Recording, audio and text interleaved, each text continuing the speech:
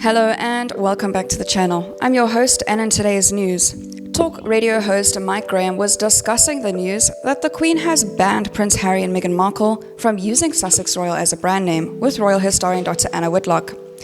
Mr. Graham stated that Meghan Markle will be raging at the Queen's decision. Dr. Whitlock disagreed with the radio host and defended the Duchess of Sussex.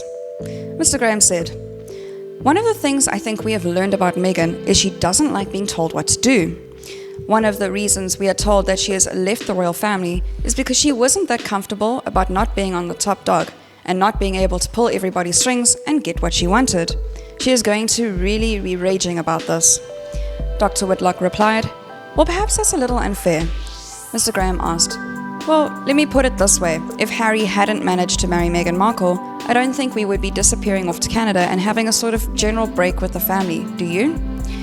Dr. Whitlock responded, "Well, actually, I think I've forgotten that he had spoken about being very uncomfortable in the royal family before he met Meghan."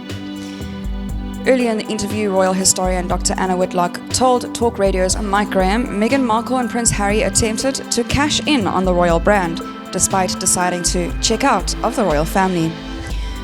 Mr. Graham also blasted Prince Harry and Meghan for capitalizing on being part of the royal family, despite having just left their roles. The talk radio host asked, "The Queen has banned Harry and Meghan from using Sussex Royal as a brand name. This is quite a blow for them, isn't it?"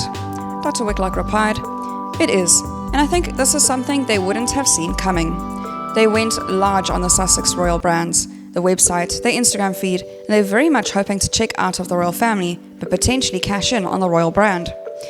But the Queen and Buckingham Palace have made it absolutely clear that this is not going to be an option for them." Mr. Graham said, "I said this would have happened when they decided to take their leave from the royal family and disappear off to Canada. There were two things that I said.